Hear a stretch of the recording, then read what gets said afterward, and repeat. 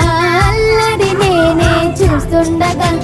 కన్నులతో నేను చిన్నోడిలా కలగలిసిన ఎగసిన బిగిసిన కథ ఇది ప్రేమ